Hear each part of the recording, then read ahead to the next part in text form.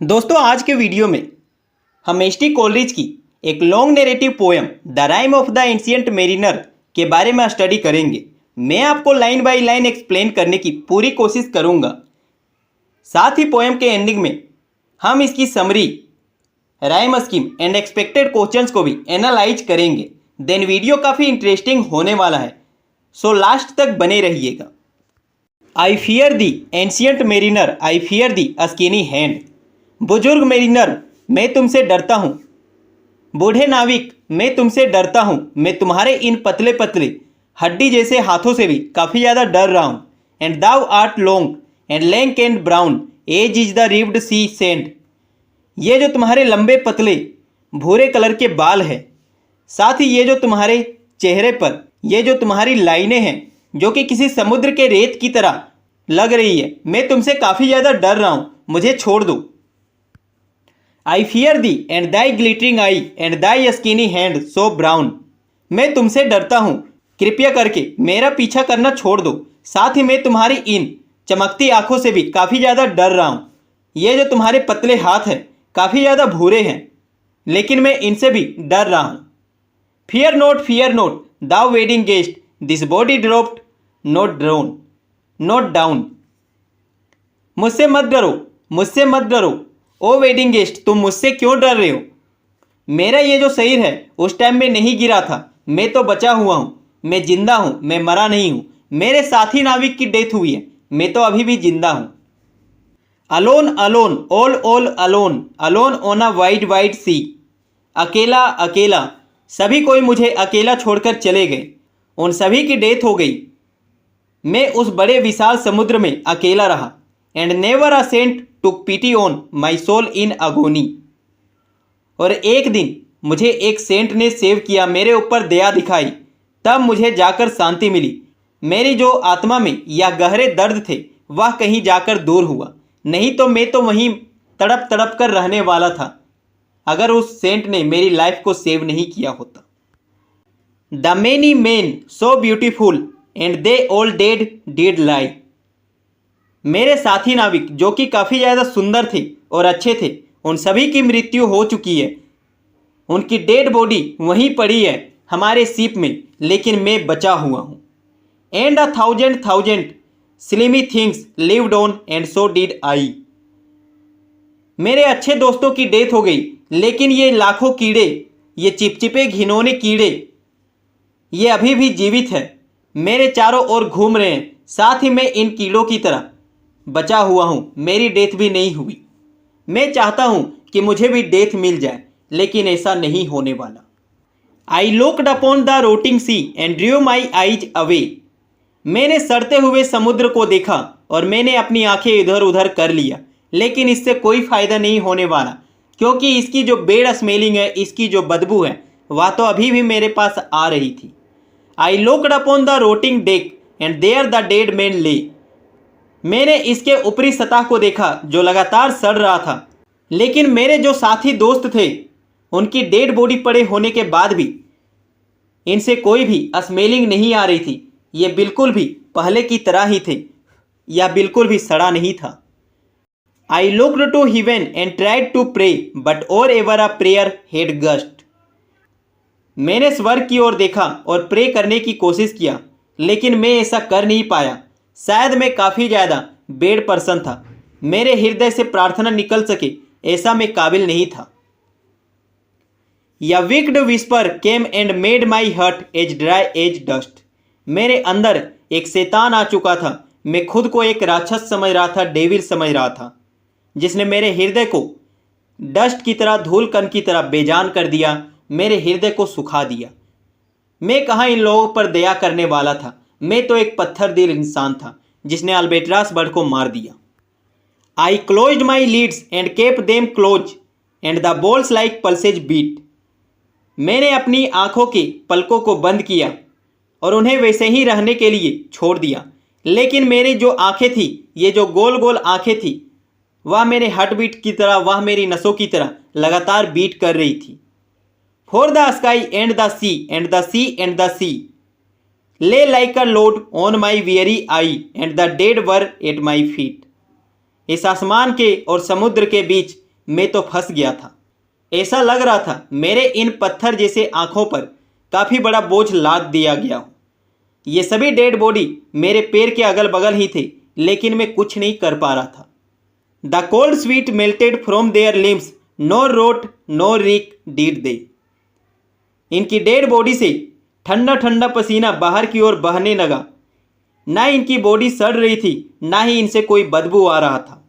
The look with which they looked on me had never passed away. मरते time जिस तरह से इन लोगों ने मुझे अपनी आंखों से घूरते हुए देखा था, इनकी आंखें अभी भी ऐसे ही मुझे देख रही थी। इनकी डेथ तो हो गई, लेकिन इनकी आंखें बंद नहीं थी। यह लगातार मुझे मेरे कर्मों का याद दिला रही थी। आखिर कैसे मैंने अल्बेट्रास बर्ड को मार दिया था। एन ऑर्फन्स कर्स वो ड्रैग टू हेल या स्पिरिट फ्रॉम ऑन हाई। एक अनाथ का जो श्राप होता है, उसके अंदर इतनी शक्ति होती है, वह किसी स्वर्ग में रहने वाले देवदूत को भी नर्क की हवा दे सकता है, नर्क की यातनाएं झेलने के लिए मजबूर कर सकता है। But oh, more horrible than that is the curse in a dead man's eye. लेकिन उससे भी ज़्यादा भयानक मेरे साथ हो रहा था। एक डेड बॉडी की आंखों से जो श्राप निकलता है, या किसी अनाथ के श्राप से भी काफ़ी ज़्यादा भयानक होता है। 7 days 7 nights I saw that curse and yet I could not die। 7 दिन 7 रात मैंने इस कर्स को देखा, इसे झेला, लेकिन मैं मर भी नहीं सकता था, क्योंकि मुझे लाइफ इन डेथ ने पकड़ लिया था, या मुझे दर दर भटकने के लिए छोड़कर चली गई थी। मैं चाहूँ भी तो मर नहीं सकता। The moving moon went up the sky and nowhere did abide. चांद लगातार जा रहा था, आसमान में यह घूम रहा था, या कहीं भी रुकने वाला नहीं था। Softly she was going up and a star or two beside. या धीरे धीरे आगे की ओर बढ़ रही थी, साथ ही इसके 1 या 2 तारे भी घूम रहे थे। Her beams bemocked the sultry main like April hoar frost a spirit. इसकी जो किरणें थी, चांद की जो किरणें थी, या समुद्र पर पड़ रही थी, साथ ही इसकी गर्मी का, यहाँ जो समुद्र काफ़ी ज़्यादा गर्म था, उसका मजाक उड़ा रही थी। ऐसा लग रहा था कि अप्रैल के महीने में सूखे बर्फ फैल गए हों। But where the ship's huge shadow lay the charmed water burnt alway a still and awful red. लेकिन यहाँ जो जहाज की बड़ी सी छाया पड़ रही थी, वहाँ का जादुई पानी लग रहा था कि जल रहा हो। यहाँ एक अलग तरह की शांति थी, जो कि काफ़ी ज़्यादा स्ट्रेंज था। साथ ही यह काफ़ी ज़्यादा लाल भी था, जो मुझे डरा रहा था। यह सब सीन मुझे डराने के लिए एनफ था, लेकिन मैं यहाँ से भाग नहीं सकता था। मैं विवश था यहीं रुकने के लिए। Beyond the shadow of the ship I watched the water snakes. तभी मुझे अपने शिप की छाया में वाटर स्नेक दिखे, पानी में रहने वाले स्नेक दिखे, सांप दिखे। They moved in tracks of shining white and when they reared the elfish light fell off in hoary flakes. यह वाइट रोशनी में काफ़ी ज़्यादा चमक रहे थे, या इधर उधर घूम रहे थे। ऐसा लग रहा था सफ़ेद बर्फ के टुकड़ों की तरह, या भी इधर उधर घूम रहे हैं। With in the shadow of the ship I watched there reach a tyre. तभी मैंने अपने शिप के छाया में, शेडो में, इन सांपों की खूबसूरती को देखा, इनके खूबसूरत रंगों को देखा। Blue, glossy green and velvet black, they coiled and swam and every track was a flash of golden fire. यह नीले, चमकदार हरे और मखमली काले रंग के थे। यह गोल गोल घूम रहे थे, यहाँ वहाँ तैर रहे थे।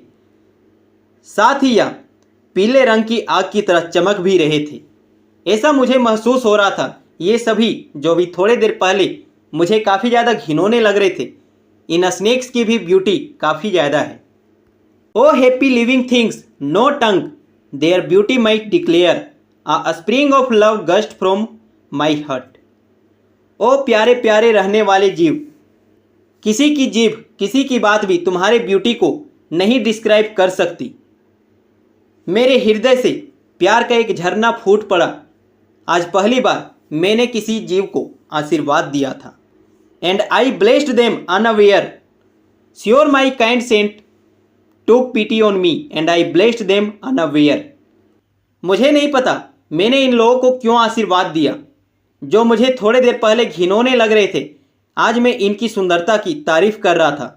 शायद मेरे अंदर का जो दयालु संत था उसने मेरे ऊपर दया दिखाई। अब मैं भी अच्छा हो चुका था और मैंने इन लोगों को आशीर्वाद दिया।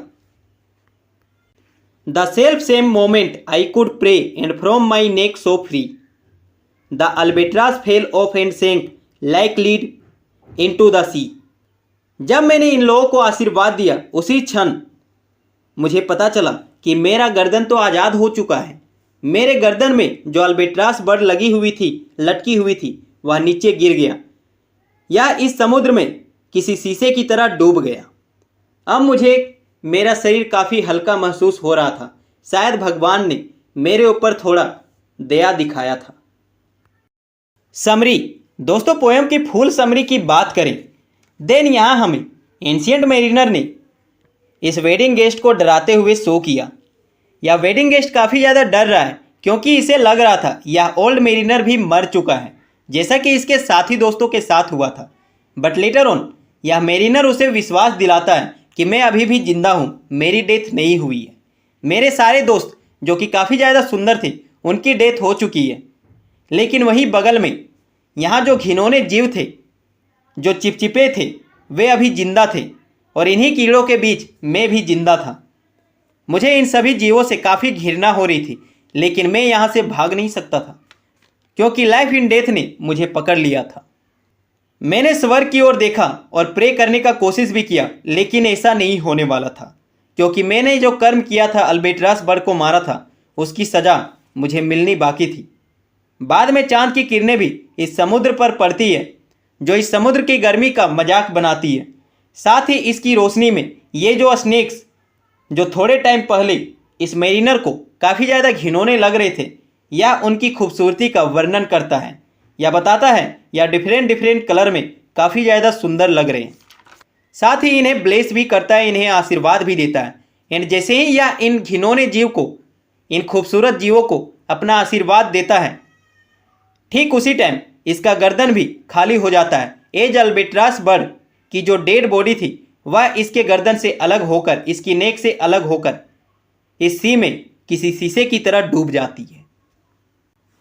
Rhyme scheme. दोस्तों, यहाँ फर्स्ट स्टांजा में लास्ट वर्स में mariner, hand, brown, send included हैं। यहाँ हैंड एंड सेंड का प्रोनाउंसिएशन सेम है, देन इनका राइम स्कीम बी भी होगा। साथ ही मेरिनर एंड ब्राउन का राइम स्कीम डिफरेंट होगा, ये सी। इस टाइप से इस स्टांजा का राइम स्कीम ये भी सी भी होने वाला है। आपको नेक्स्ट स्टांजा का राइम स्कीम कमेंट करना है। Expected questions. Why is the wedding guest terrified of the mariner at the beginning of part 4? Part 4 के बिगिनिंग में यह वेडिंग गेस्ट इस मेरिनर से क्यों डर रहा है? मैंने आपको बताया, इस एंशिएंट मेरिनर ने कहा था कि इसके सभी दोस्तों की डेथ हो गई थी एंड इसका हाथ भी काफ़ी ज़्यादा स्किनी है। देन इस वेडिंग गेस्ट को लगा इसकी भी डेथ हो चुकी है। Why could the mariner not pray when he closed his eyes? जब मेरिनर ने अपनी आंखें बंद किया तो वह प्रे क्यों नहीं कर पा रहा था? यहाँ मेरिनर ने खुद बताया उसने अल्बेट्रास बर्ड को किल किया था, उसका मर्डर किया था। यह एक इनोसेंट बर्ड था। इस महापाप को करने के कारण ही वह अपवित्र हो गया था, जिसका याद दिलाने के लिए ही वह कभी भी प्रे नहीं कर पा रहा था।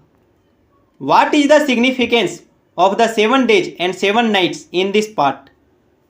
पोएम के इस पार्ट में 7 दिन और 7 रातों का क्या महत्व है? मैंने बताया था इसके सभी दोस्तों की डेथ हो जाती है एंड इसे 7 दिन और 7 रातों तक अकेला रहना था या मर नहीं सकता था। एंड इसके जो डेथ फ्रेंड्स थे उनकी खुली आंखें इसे लगातार घूरते रहती और श्राप भी देते थे। तुमने जो कर्म किया था उसमें साथ देने के कारण हम लोगों की डेथ हो गई, लेकिन तुम भी नहीं बचोगे। तुम्हारे पापों की सजा तुम्हें जरूर मिलेगी। How does the description of the sea snakes mark a turning point in the poem? Poem में इन सी स्नेक्स का डिस्क्रिप्शन एक टर्निंग पॉइंट कैसे है? फर्स्टली मेरिनर इन्हें घिनौने जीव कहता है, बट लेटर ऑन जब मूनलाइट इन पर पड़ता है तो यह इनके डिफरेंट कलर्स जो कि काफ़ी ज़्यादा ब्यूटीफुल है, इनके मूव्स को, साथ ही इनकी ब्यूटी को भी समझता है और अनजाने में ही इन लोगों को दुआ भी दे देता है। What happens immediately after the mariner blesses the water snakes? जब मेरिनर इन वाटर स्नेक्स को ब्लेस करता है, आशीर्वाद देता है, तो क्या होता है? वेल, ब्लेसिंग के जस्ट आफ्टर इसकी गर्दन से ये जो टंगा हुआ डेड बॉडी था अल्बेट्रास बर्ड का, वह अपने आप टूटकर समुद्र में गिर जाता है। इसका सिंपल सा मतलब था भगवान ने उसके पाप को माफ कर दिया था। Explain the following lines. And 1,000 slimy things lived on and so did I. और लाखों घिनौने जीव अभी भी जिंदा थे, साथ ही इन कीड़ों के बीच मैं भी जिंदा था। इसके थ्रू पोएट क्या कहना चाहते हैं? What does this reveal about the mariner's state of mind? इन दो लाइन्स के थ्रू पोएट ने मेरिनर के माइंड को किस तरह से रिवील किया है? दोस्तों, अपने एंडिंग से तो मैं काफ़ी कुछ कर रहा हूँ, लेकिन आपको भी आंसर राइटिंग जरूर करना चाहिए ताकि आपको बैचलर एंड मास्टर्स आप जिस भी क्लास में स्टडी कर रहे हैं आंसर राइटिंग में हेल्प मिल सके। देन मैं एक बार फिर से कहूँगा, आपको एटलीस्ट 2 या 3 क्वेश्चंस की आंसर राइटिंग प्रैक्टिस तो जरूर करने चाहिए। बाकी टाइम आपका है, आपकी मर्जी। अगर आप आज टाइम वेस्ट करेंगे देन इन फ्यूचर आपको इसके कर्मों की सज़ा जरूर मिलेगी, जैसा कि मेरिनर को मिल रहा है।